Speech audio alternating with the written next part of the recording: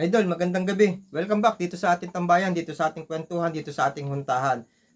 Actually, yung naka-premiere ko kanina na video, na vlog, ay tungkol dun sa anak ko, yung dahilan ng pananakit ng buto at panghihina sa mga kabataan ngayon.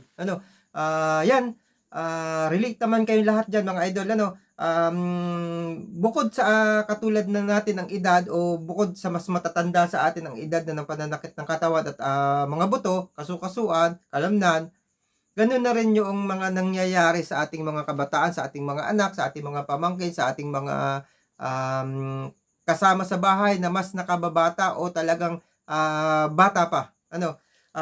May mga ilan akong nabanggit sa video yon na dahilan. Ngayon, pag-uusapan natin, i-continue ko lang kasi ang sabi ko doon sa video na yon, magpapa-laboratory, bakit blood test ang anak ko? Ayun, i-continue ko lang yon. Ano ba talaga ang dahilan at nagpa-blood test ang anak ko? Ano ba ang naging resulta ng blood test ng anak ko? O sa madaling sabi, ano ang sakit ng anak ko at ano ang gamot na ibinigay ng doktor niya para dun sa nakitang karamdaman kung meron man siya. Yan. Ngayon mga kaibigan, kapit ko yung laboratory result ng anak ko at maraming mga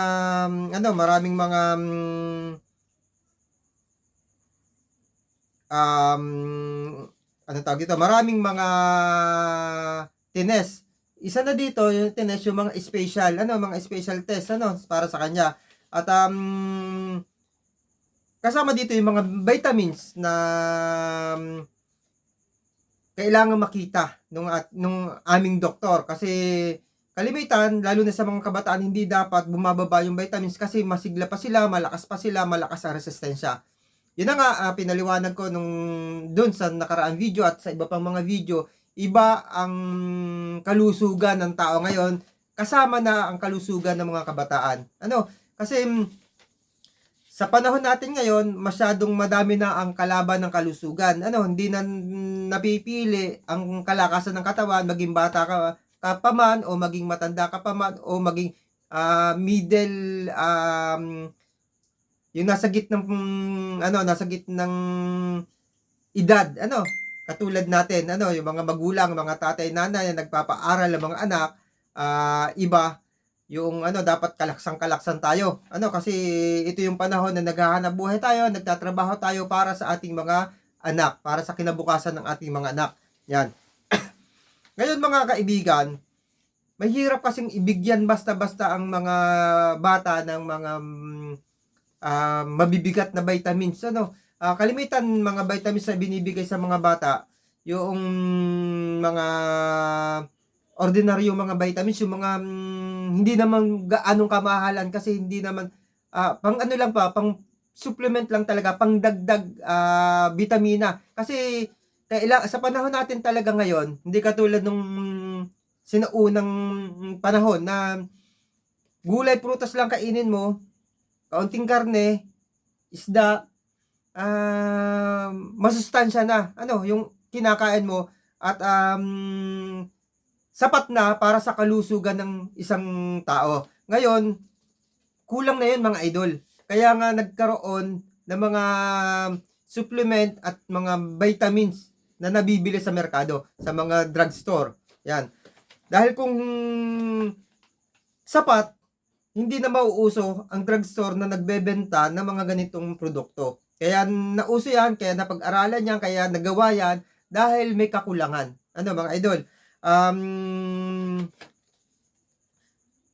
Dahil sa kakulangan ito, sa panahon natin ngayon, pati mga bata nagkukulang.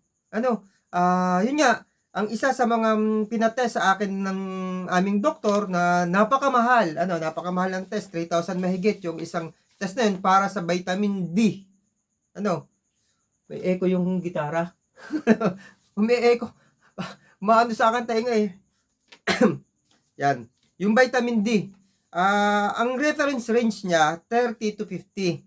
dapat nasa pagitan ka, at least nasa pagitan ka ng 30-50, pwedeng mga 40, 38, 40, 42, 45, 30, 45 to 45 to 35, mga ganun, yun yung dapat na maganda para sa kabataan. Hindi ka lalampas sa 50, hindi ka bababa sa 30.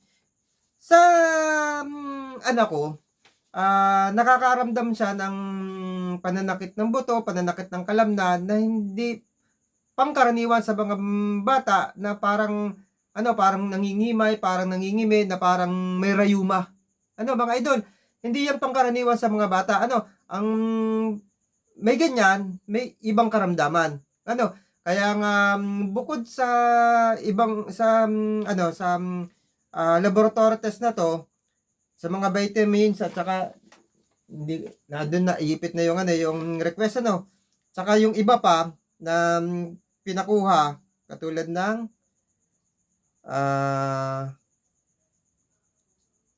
hindi ko alam kung alin dito. Hindi ko alam, mga idol, kung alin pa dito yung ibang pinakuha. Hindi ko alam dito kung hindi ko din alam dito kung alin yung mga basta natalakay ko naman ito nung nakaraan. Ang lang ito, nakabukod ito yung vitamin D. Yun, bukod sa vitamin D, meron pang ibang pang mga test para sa vitamins, kaso iba yung may mga mineral yun eh. Yan, hindi ko alam yung total protein, yan may total protein pa rin.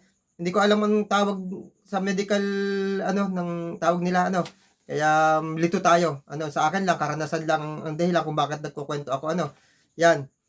Doon nga sa 30 to 50 na reference range, medyo mababa yun sa anak ko.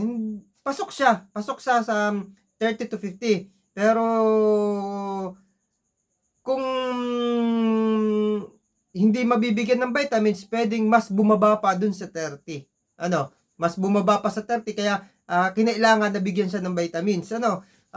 Special, syempre, mas medyo mahal-mahal yung mga vitamins na pinapainom sa anak ko. Ilang klase din ng vitamins, kasi halos lahat ng mga pinasuri sa akin, mabababa. Hindi ko nakita kung saan napalagay yung ito ata. Diba? Hindi. Naipit na, mga idol, naipit dun. Hindi ko na makita na andun. Yan. 30.8 lang yun sa anak ko. NG-ml. Hindi ko alam kung ano yung ibig sabihin, Basta ang reference niya 30 to 50, nakuha niya 30.8.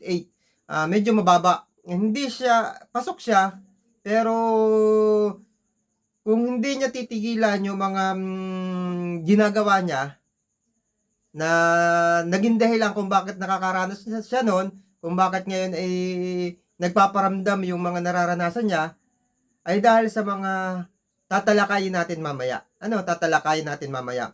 Yan. Bukod doon, halos ganun din naman yung yung mga lahat ng laboratory. Pasok siya sa reference range, pero yung iba halos mababa na, halos hindi na pumasok. Halos hindi pumasok. Pero normal siya, wala siyang ibang karamdaman.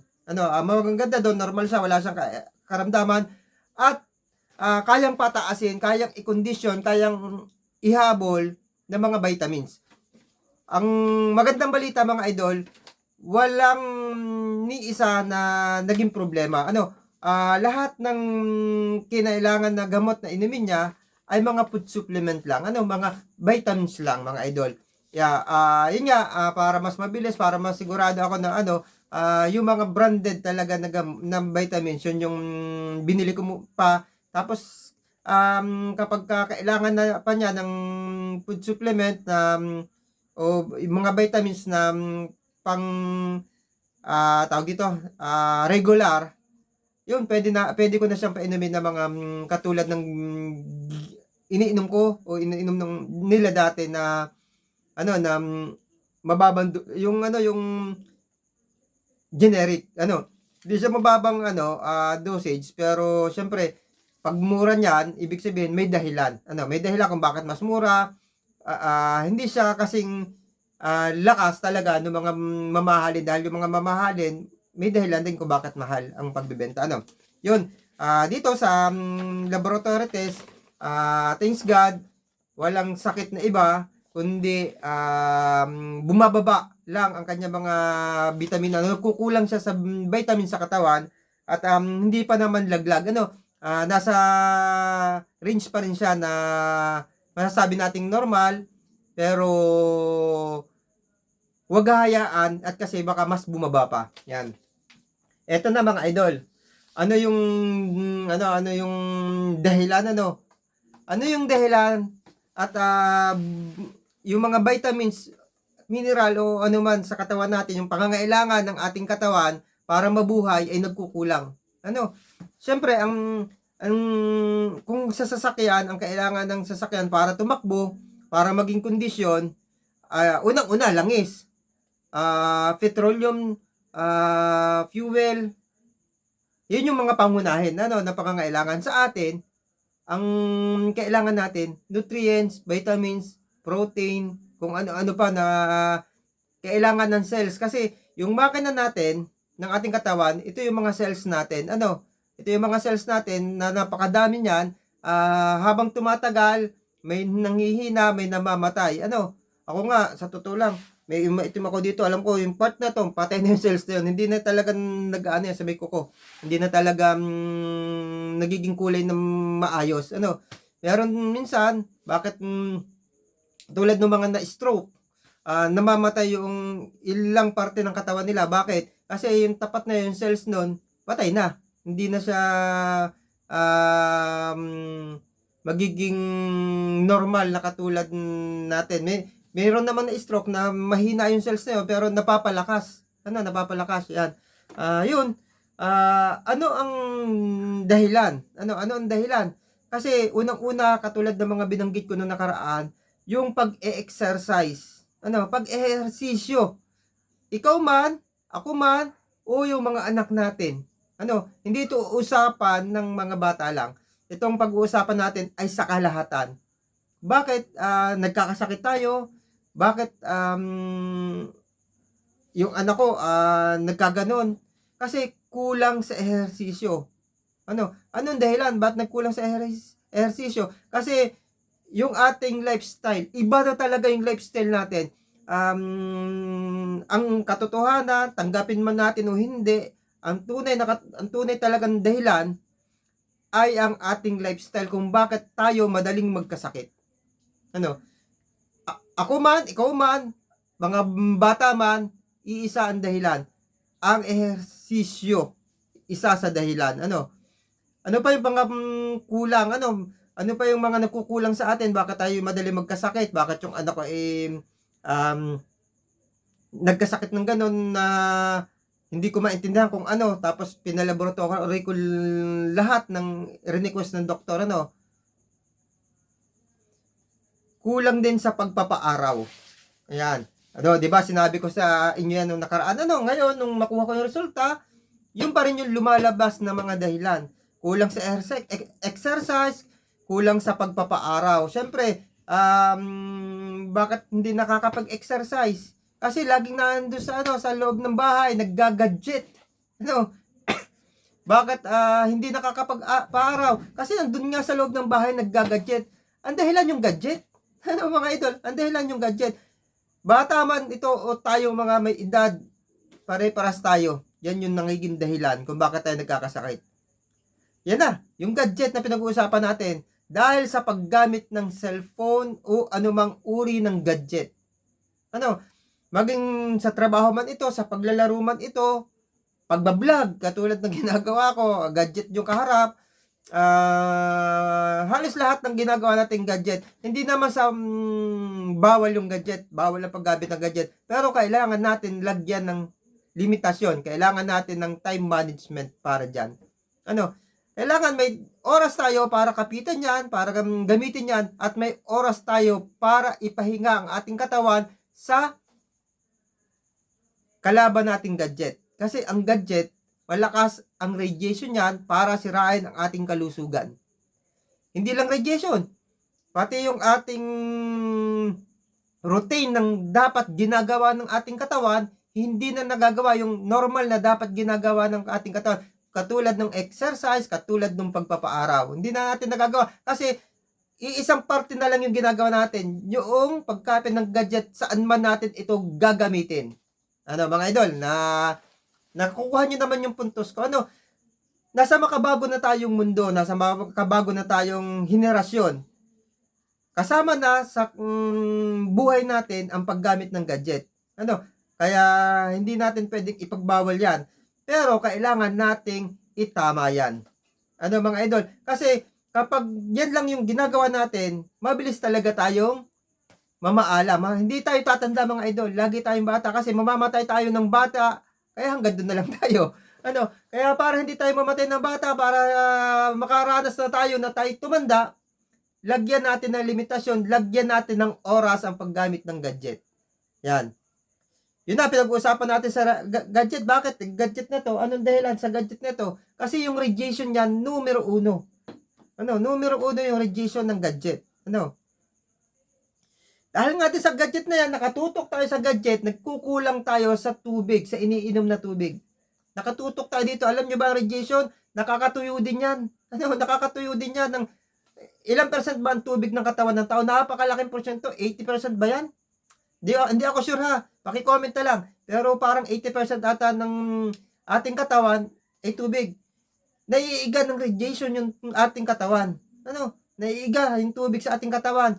Ngayon, dahil busy tayo, ang utak natin nakatutok sa ginagawa natin dito, masaya man yan o hindi, pepera ba yan? Katulad ko, nagbablog ako, nakaharap sa aking gadget. Siyempre, kaya linalagyan ko din yan ng limitasyon kasi nakakaranas din ako ng kakaibang sama ng pakaramdam. Kapag halos maghapon ako nagkakapit ng gadget, nararamdaman ko ito. Halos maghapon din naman ako sa opisina, pero at least sa opisina may time ako para tumayo, may time ako para makipagkwentuhan sa mga kaibigan ko, sa mga katrabaho ko. Pero minsan, pagka ganito ginagawa ko, yung vlog, natatandaan nyo dati yung vlog na ginagawa ko. Minsan sa isang araw, nakakatatlo ako ng ina-upload na video. Diba, kung napansin nyo, medyo malaki yung pagbabago sa pag-upload ko. Kasi nga, naglagay ako ng time. Kasi, unang-una sa mata ko, nahihirapan na ako sa mata. Kasi, may malaking,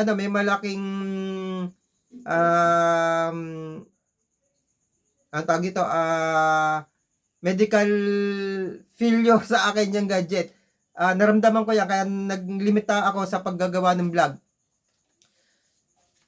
Unang-una, dahil nga nararamdaman ko na nagkakaroon ako ng problema.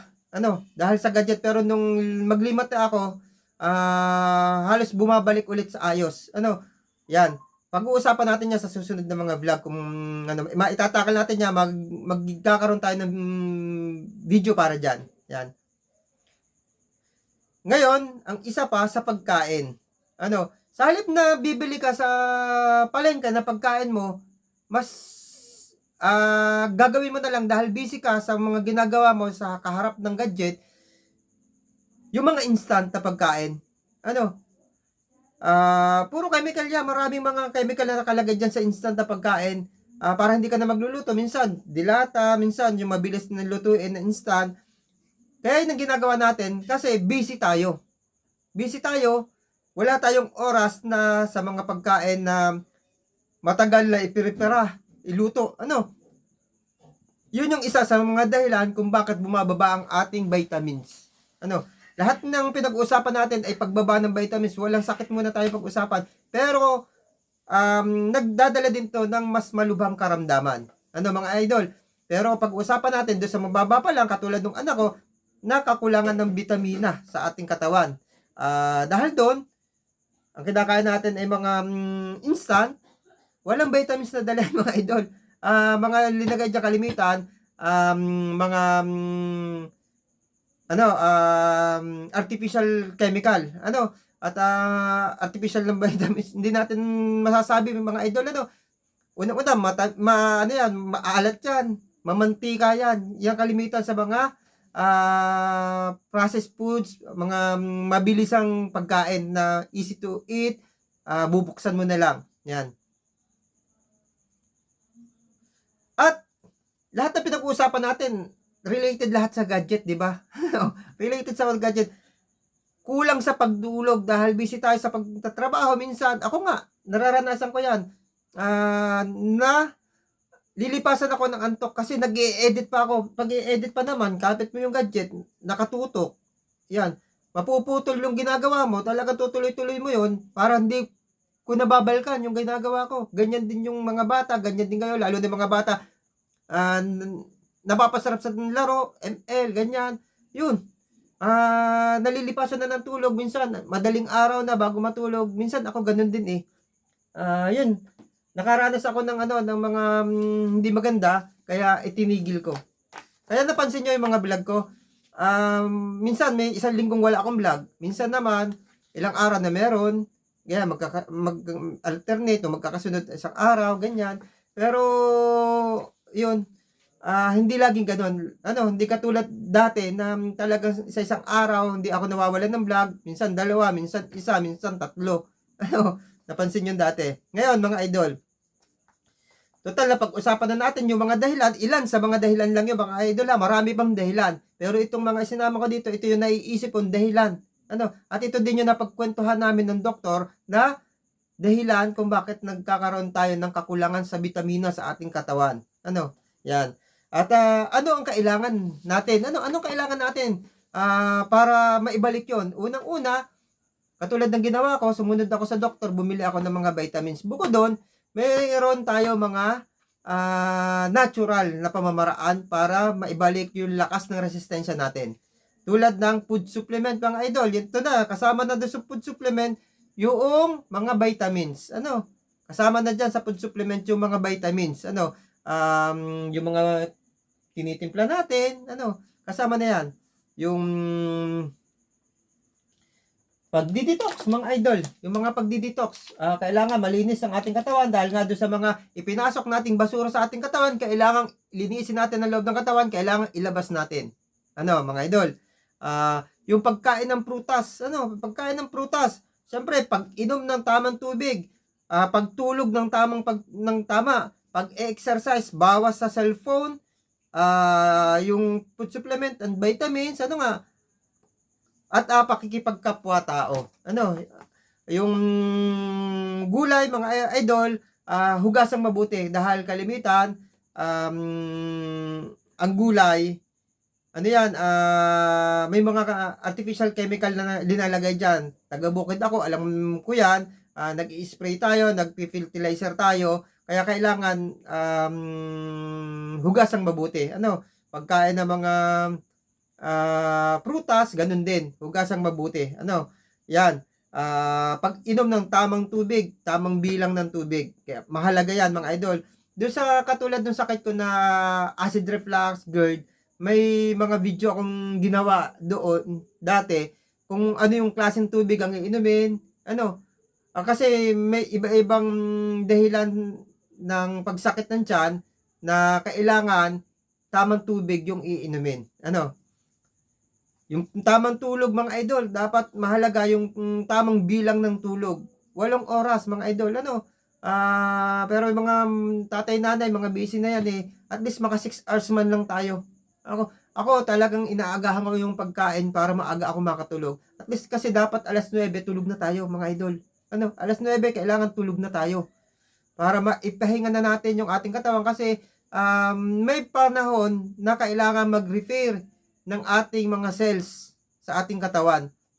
Kung gising tayo, hindi makakapag-repair yung ating katawan para doon sa mga nanghihinang cells. Ang mangyayari doon, mamamatay yung cells. Kaya may mga pagbabagong mararamdaman ka sa ating katawan. Merong dati malakas ka sa ganito, ngayon mahina ka na doon. Merong dati kapag kumain ka ng ganito, okay lang sa'yo, pero ngayon, pag kumain ka ng ganito, natitrigger ka na at may lumalabas na sakit. Kasi mahina ka na doon. Kasi may mga cells na mahina na. Yun yung dahilan, mga idol, kung bakit madali tayo magkasakit. Kabilang sa pagtulog, yung exercise. Kasi kailangan samahan mo ng exercise para hindi tayo manghina. Ano, pagpapapawis. Ano, mas maganda kung mag-exercise ka at magpapapawis ka, yung may araw. Makapagpa-araw na rin tayo, doon tayo sa may araw. Ngayon, dahil sabi ko nga, hindi ito usaping pangbata lang. Usaping ito para sa lahat. Ano, para sa lahat. Para sa iyo, sa akin, sa kanya, sa anak mo, sa apo mo, sa lahat sa atin. Para doon ang usapang ito. Kaya pag nag-exercise sila, kailangan samahan mo, samahan ko. Bakit? Para pare-paras kayong maging kondisyon. Ano? Yun. Dahil nga ang number one na nagiging dahilan ay lifestyle at gadget, maglagay tayo ng oras para dyan. Ano? Maglagay tayo ng oras para dyan. Hindi sa lahat ng oras, doon lang umiikot yung ating buhay. Kasi walang kwenta, sabihin natin, kaya mo namang ginagawa yung paggamit ng gadget ay para sa hanap buhay mo, para makatulong sa pamilya mo, pero walang magagawa. Ano? Walang magagawa yung paggawa, yung sasahudin mo pang isang buwan para sa paggamit mo ng gadget. Hindi mo din magagamit yung sasahudin mo kung sa tamang paggagastusan yan, kung sa hospital mo dadalhin. At hindi din pakikinabangan yan ng pamilya mo, yung perang yan, kasi baka sa iyo kulang pa sa pagpapagamot mo. Ano? Kaya dapat maging marunong ka sa paggamit ng gadget. Hindi sa lahat ng oras diyan nakatuon ang buhay mo sa gadget. Kailangan mahalin mo rin yung sarili mo para humaba ang buhay mo, para makatulong ka sa pamilya mo. Yan. At yung pakikipagkapwa-tao, syempre kasi kapag ka nakikipagkapwa-tao tayo, nakikipagkwentuhan tayo, nakiki-happy-happy tayo, magiging masaya tayo, tandaan nyo yung happy hormone, mga idol. Happy hormone, mas nagpapahaba ng buhay kapag laging lumalabas ang happy hormone. Ano? Yun yung hiwaga ng pakikipagkapwa-tao, mga idol. Yan.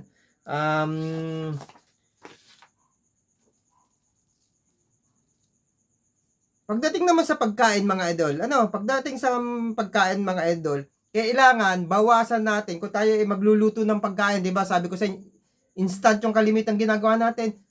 Maglagay tayo ng time para sa pagkain masustansya, kasi pag lumabas tayo ng bahay, no choice tayo, mga idol. Ang kakainin natin, yung pagkain, kalimitan, maalat, mamantika, matamis.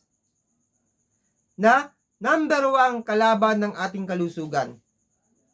Kaya kapag may oras ka para maggawa ng sarili mong pagkain, bawasan natin ng alat, ng tamis, at ng mantika. At yung mga fresh para masustansya. Dahil dito lang tayo makakabawi, mga idol. Dito lang tayo makakabawi. Kung sa boxing, paglabas natin, bugbog sarado tayo. Ano ang kalaban natin? Yung mga artificial na chemical. Ultimo nga, hihingayin mo sa labas. Chemical kahit dito sa loob ng chemical ang mahihinga mo. Bakit? Polluted area tayo. At least doon sa pagkain man lang, malaking depensa ng ating katawan. May nakaharang kasi naandun pa yung mga vitamins. Sa pagkain natin kasi, sariwa, at preparado natin at binawasan natin ng chemical. Sa labas, talagang bugbog sarado tayo dyan. Bakit? Lahat ng pampasarap linagay dyan. Kaya masarap dahil ng chemical. Yan. Yung mga juices, yung mga soft drinks, bawasan natin, mga idol, ha. Bawas. Pagka nasa bahay, kung gusto mo ng juice, wag artificial. Pwede naman mag-artificial ka, pero samahan mo ng kaunti lang yung artificial flavor. Gusto mo ng masarap minsan talaga hinahanap ng dila natin, nakasanayan na natin yung masarap, malasa, maglagay ka ng kaunti, tapos samahan mo ng mga fresh. Samahan mo ng fresh para may sustansya. Soft drinks, bawas-bawas. Hindi naman sinasabing bawal, bawas lang. Laging bawas tayo dito, laging bawas. Yun lang, mga idol, sana nakapaghatid na naman ako ng panibagong kwento para sa inyo na may mapupulot kayong aral at magagamit para sa pagpapalaki ng anak natin dahil at ang aking content na to ay tungkol doon sa naging sakit ng anak ko. Ano ang sakit ng anak ko? Ano? Nakalagay naman doon, ano ang sakit ng anak ko? Ang sakit ng anak ko, totally normal siya. Wala siyang sakit. Kung hindi, utay-utay na bumababa ang kanyang mga vitamin sa katawan na kailangan i-condition muli. Kasi yun ang dahilan kung bakit nakakaranas ng pananakit ng katawan, ng kasukasuan, ng mga buto-buto. Ano? Ano ang gamot? Natural vitamins. Sa ngayon, tinutulungan ko siya ng artificial vitamins na nabibili sa ating mga butika. Yun lang po at bye-bye po at God bless you. Ingat po tayo lagi.